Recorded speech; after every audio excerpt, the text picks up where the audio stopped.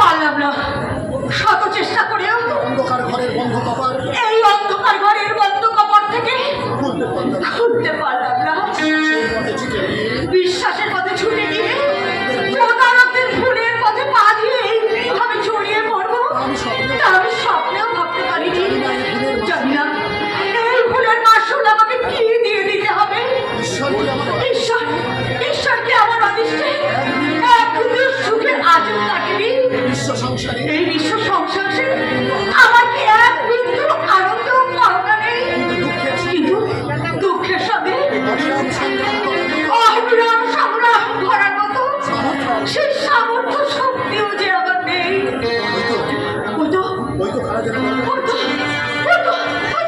দরজা খুঁজছে, এবার হয়তো একদল নারীর বংশলোভী আমার এই দেহটাকে করে খাবে। তারা আমি আর ভাবতে পারছি না, ভাবতে পারছি না। তোমাকে ভাবতে হবে না, এবার থেকে তোমার তো ভাবনার বোঝা বলবো আমি। একটুখানি বুদ্ধি খরচ করে তোমাকে এখানে আমি তুলে এনেছি। কিন্তু কেন? কথা কি এখনো বুঝতে পারলে না? পরিষ্কার করে আমাকে বুঝিয়ে বলতে হবে। তুমি বিশ্বাস করো মন্দিরা, যেদিন থেকে আমি তোমাকে প্রথম দেখেছি সেদিন থেকে আমার মনে কামনার অহরহ ঝড় বইছে। তোমার একটুখানি ভালোবাসা লাভের প্রত্যাশায় আমার হৃদয় ভিখারির মতো কাতর হয়ে আছে। মদের সঙ্গে কি তুমি মনুষ্যত্বটাকে চিবিয়ে খেয়েছো? তোমাকে পাওয়ার জন্য আমি সব কিছুকে ত্যাগ করতে পারি। সংযত হয়ে কথা বলো কিন্তু। সংযত?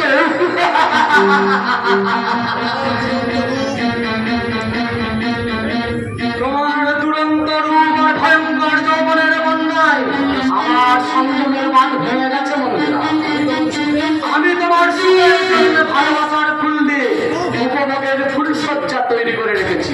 তুমি এসো, তুমি এসো, তোমাকে নিয়ে আমি আনন্দের চোরা বাড়িতে হারিয়ে দিতে চাই। না না না না না না না, আমি তোমাকে এমনি এমনি চাই না। তোমার এই রূপ যৌবনের উপযুক্ত দাম দিই আমি, তবে তোমার এই সুন্দর দেহটাকে কিনবো। কথা বলো না তুমি। তোমার মাথার উপর ওই ধর্মের আঘাত তোমাকে পাওয়ার জন্য আমি ধর্ম কর্ম পাপপুণ্যকে ভোগের সাগরে বিসর্জন দিয়েছি। তুমি একটুখানি হিসেব করে দেখো মন্দিরা, একটা আপনার লোকের সঙ্গে ঘর করে বিয়ের পর থেকে তুমি কি সুখ পেয়েছো? তোমার যৌবন যে বঞ্চনার পরিণতিতে ভরে গেছে সে খেয়াল কি তোমার নেই? আছে, বরং তুমি ভুলে গেছো যে আমি তোমার দুইটা বাক্য এখন থেকে তুমি আমার বউ হয়ে থাকবে।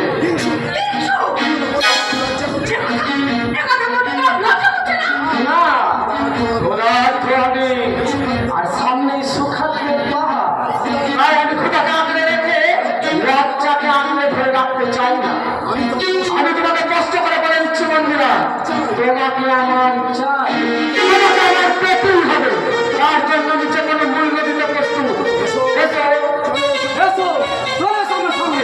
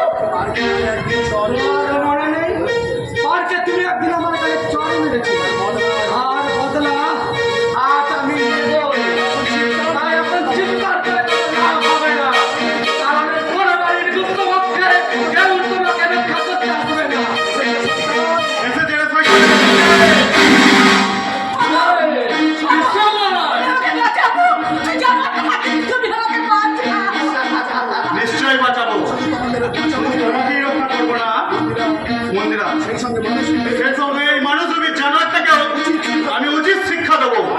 তাই নাকি? তুই আমাকে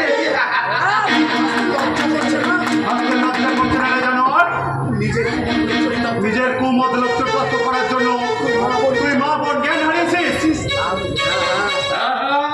আর তুই আমাকে জ্ঞান ছাড়তে আসবি না। জ্ঞান বিতরণ করার মতো তোকে জ্ঞান বিতরণ করার মতো অজ্ঞান অজ্ঞান আমি হয়ে পড়িনি। চেষ্টা করি তাছাড়া তুই শত চেষ্টা করেও অন্য পশুকে বন্য পশুকে কখনো কি জ্ঞানের লক্ষ্য পরিচালনা করা যায়? ওদের শিক্ষা হবে চালাকের আঘাত। ওদের শিক্ষা হবে চাবকের আঘাতে। মন্দিরা এসব মন্দিরা না না না, মন্দিরাকে তো আমি নিয়ে যেতে দেবো না। তুই ওখানে আর তুই ওকে আটকে রাখতেও পারবি না। আলবাত পারবো। এটা কি এটা কি দেখেছি?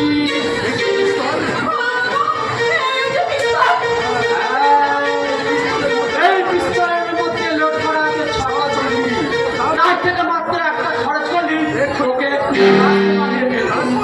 তারপর আমি তোর এই রক্তাক্ত দেহটাকে ওই বাগানের এক করে তুলে তারপর আমি তোর বই ওর বইরে নরম তুলে দেহটাকে নিয়ে আমি একটু পেন্টে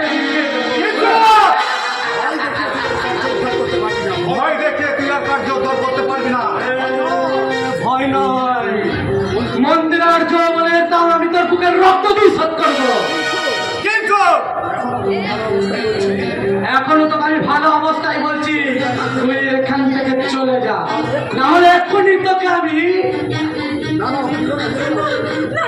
না না তোমার দুটি পায়ে ধরে বলছি তোকে ফেরো না ওকে বাঁচতে দাও বিনিময়ে তুমি আমার কাছে যা চাইবে আমি তোমাকে তাই দেবো তাই নাই তাই না শুনবে, তাহলে তাহলে এক্ষুনি তোমার এই দেহের বস্ত্রগুলো খুলে তোমার এই স্বামী দেবতার সামনে তুমি সম্পূর্ণ বস্ত্র কিন্তু সামনে তারপর তারপর আমি তোর সামনে তোর দেহের আনন্দ করবো।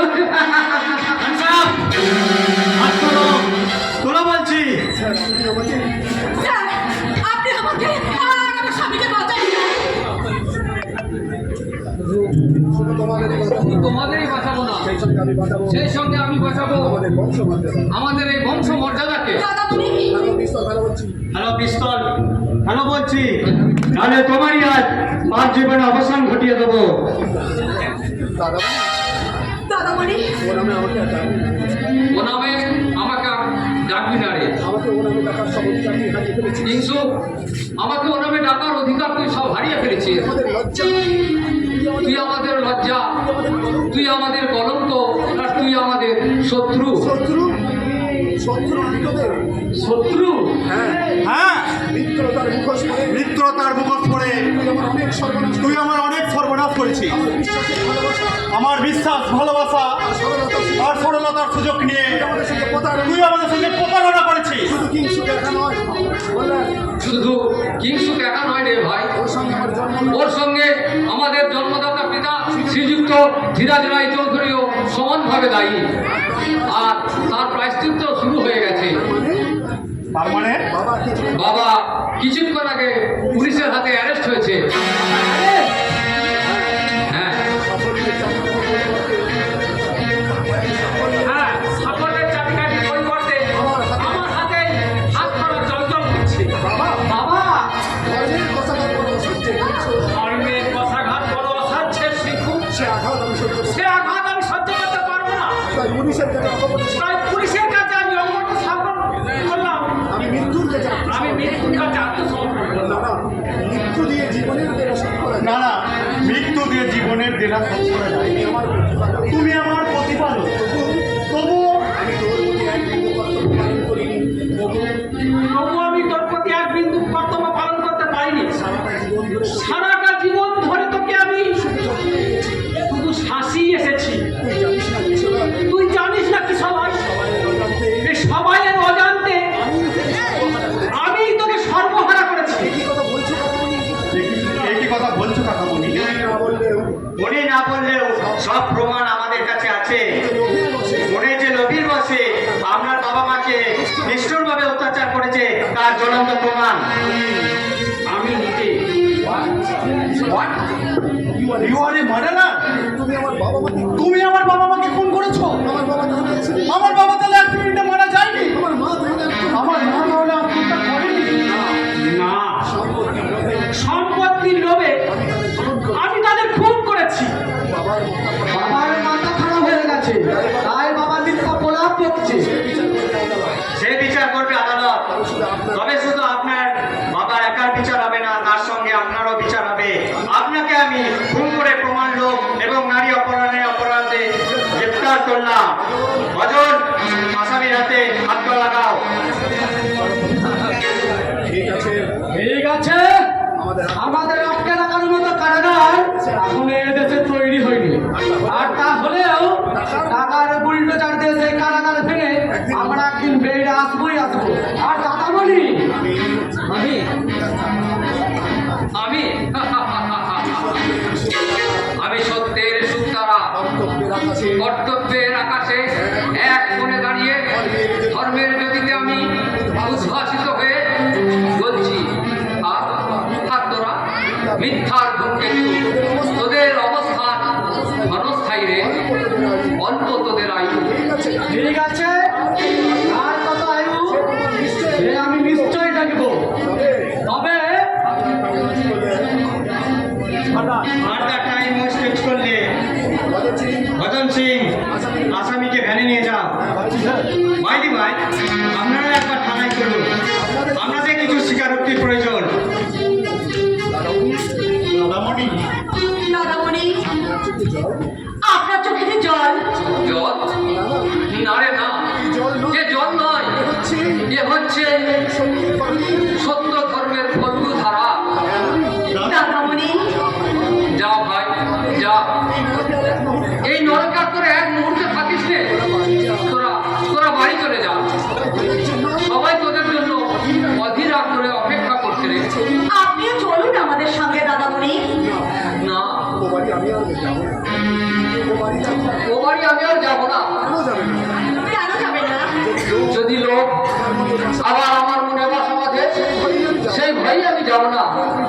কারণ আমি জানি লোভ আর ঈর্ষা হচ্ছে লোভ আর ঈর্ষা হচ্ছে মানুষের পরম শত্রু। ওদেরকে বর্জন করে সততাকে সঙ্গে করে সংসার করতে হয়। আমি তোদের বড় আমি আমি তোদের পরম হৃদয়শী রে। দূর থেকে সবসময় দূর থেকে সবসময় তোদের জন্য শুভকামনা জানিয়ে যাব। দাদামণি, স্বার্থের লোভে তোদের ধর্মের পথ থেকে তোদেরকে ধর্মের পথ থেকে পাপের জোড়াবাড়িতে টেনে নিয়ে যাবার চেষ্টা করবে। ওরা তাদের তোরা তোরা তাদের প্রশ্রয় দিবি না। সত্য, ধর্ম আর বিশ্বাসকে অমরত্ব দান করার জন্য জ্ঞানের আলো তোরা জেলে দিবি। জ্ঞানের গোষ্ঠী পাথরে যাচাই করে তোরা দেখিয়ে দিবি কে তোদের প্রকৃত মিত্র আর কে তোদের প্রকৃত শত্রু।